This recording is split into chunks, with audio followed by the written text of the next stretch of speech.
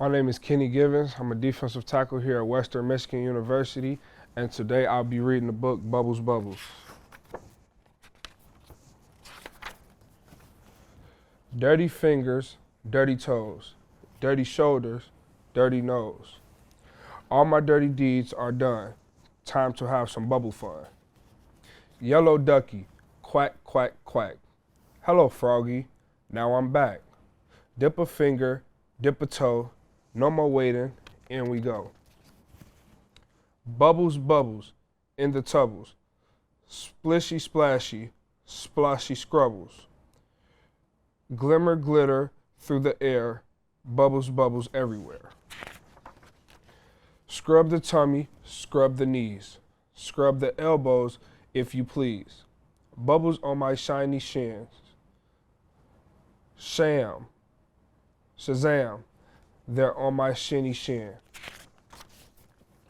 Rubber dubber, pink shampoo. Make a scary hairy do.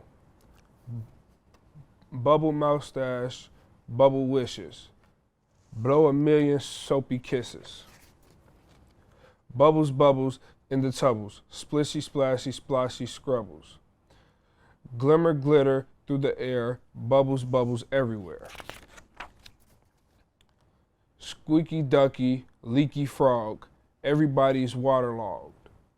Flippy flappy, slippy slosh, with a fishy, wishy wash.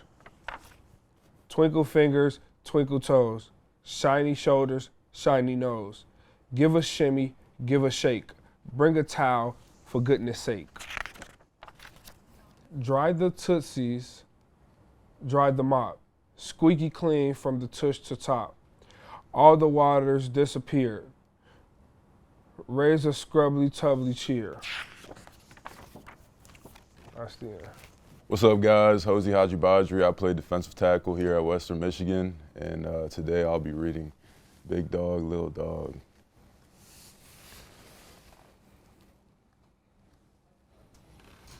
Fred and Ted were friends. Fred was big, Ted was little. When they walked in the rain, Fred was wet and Ted was dry. When they painted the house, Fred used green paint, Ted used red. One day, Fred and Ted went away in their cars. Ted drove his red car fast. Fred drove his green car slow. They came to a sign. "Where should we go?" asked Fred. "To the mountains," said Ted. When they got to the mountains, Ted skied all day long. Fred skated all day long. By night, both of them were very sleepy. "Look," said Fred, "a small hotel." Fred's room was upstairs. Ted's room was downstairs. "Good night, Ted. Sleep well," said Fred. "Good night, Fred. Sleep well," said Ted.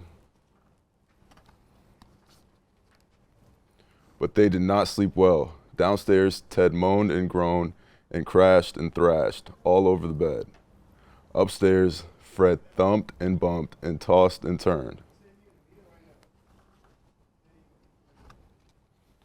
Next morning, Fred said, "My bed is too little. My bed is too big," said Ted.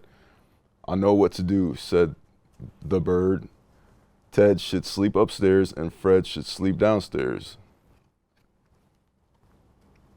"Back to the bed," yelled Ted. "Back to the bed," yelled Fred. Ted jumped into the little bed upstairs and Fred jumped into the big bed downstairs. Ted slept all day long in the cozy little bed and Fred slept all day long in the cozy big bed. Well, that was easy to do. Big dogs need big beds. Little dogs need little beds. Why make big problems out of little problems? The end. I'm Austin Hintz, tight end for Western Michigan, number 88, and today I will be reading to you If You Give a Mouse a Cookie. If you give a mouse a cookie, he's going to ask for a glass of milk. When you give him the milk, he'll probably ask you for a straw. When he's finished, he'll ask for a napkin. Then he'll want to look in a mirror to make sure he doesn't have a milk mustache. When he looks into the mirror, he might notice his hair needs a trim, so he'll probably ask for a pair of nail scissors. When he's finished giving himself a trim, he'll want a broom to sweep it up. He'll start sweeping. He might get carried away and sweep every room in the house. He may even end up washing the floors as well. When he's done, he'll probably want to take a nap.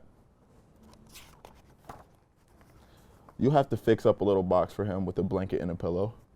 He'll crawl in, make himself comfortable, and fluff the pillow a few times. He'll probably ask you to read him a story. So you'll read to him from one of your books, and he'll ask to see the pictures. When he looks at the pictures, he'll get so excited he'll want to draw one of his own. He'll ask for paper and crayons. He'll draw a picture. When the picture is finished, he'll want to sign his name with a pen. Then he'll want to hang his picture on your refrigerator, which means he'll need Scotch tape. He'll hang up his drawing and stand back to look at it. Looking at the refrigerator will remind him that he's thirsty. So he'll ask for a glass of milk. And chances are, if he asks for a glass of milk, he's going to want a cookie to go with it. Thank you. My name is John Hofer. I'm an offensive lineman at Western Michigan University, and today we'll be reading If You Give a Moose a Muffin. If you give a moose a muffin, he wants some jam to go with it, so you bring home some of your mother's homemade blackberry jam. When he's finished eating the muffin, he'll want another, and another, and another. When they're all gone, he'll ask you to make more. You'll have to go to the store to get some muffin mix. He'll want to go with you. When he opens the door and feels how chilly it is, he'll ask you to borrow a sweater. When he puts the sweater on, he'll notice one of the buttons is loose. He'll ask you for a needle and some thread. He'll start sewing. The button will remind him of the puppets his grandmother used to make. So he'll ask for some old socks, and he'll make sock puppets. When they're done, he'll want to put on a puppet show. He'll need some cardboard and paints. Then he'll ask you to help make the scenery. When the scenery is finished, he'll get behind the couch, but his antlers will stick out. So he'll ask you for something to cover them up. You'll bring him a sheet from your bed. When he sees the sheet, he'll remember he wants to be a ghost for Halloween. He'll try it on and shout, "Boo!" It'll scare him so much he'll knock over the paints. So he'll use the sheet to clean up the mess, and then he'll ask for some soap to wash it out. He'll probably want to hang the sheet to dry. He'll go outside to put it on the clothesline. When he's out in the yard, he'll see your mother's blackberry bushes. Seeing the blackberries will remind him of her jam. He'll probably ask you for some. And chances are, if you give him the jam, he'll want a muffin to go with it. Hi, my name is Stone Hollenbach. I play quarterback here at Western Michigan. I will be reading Clifford Takes a Trip.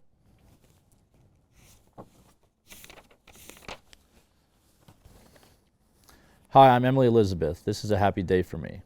This is the last day of school. Summer vacation is here. Now I can play with my dog Clifford.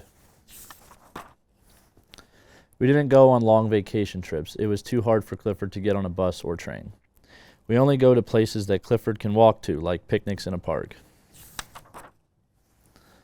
Last year was different. Last year we went to the mountains. Mommy and Daddy said it was too far for Clifford to walk. So we left him with the lady next door. That night, Clifford was so lonely he began to howl. He howled and he howled and he howled, until someone threw a shoe at him. It didn't hurt Clifford's nose, but it did hurt his feelings. The next morning, Clifford set out to find us. He sniffed his way along the road. Clifford didn't mean to make trouble, but a lot of people have never seen a big red dog before. Clifford kept going. Nothing could stop him. and then he saw a little old man trying to fix his truck. The man needed help. So Clifford stopped and helped him. He took the little old man to a garage. The little old man gave Clifford a little lunch and thanked him for his help.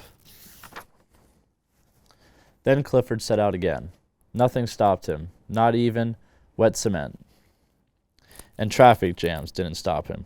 Clifford just tiptoed over the cars, and then he came to a toll bridge. Clifford had no money, but that didn't stop him. We didn't know Clifford was coming. I found some new playmates, 2 baby bears. I was having so much fun. I didn't see Mama Bear. She didn't want strangers to play with her babies. She growled. I was in real trouble. Then we heard a louder growl. Guess who was growling?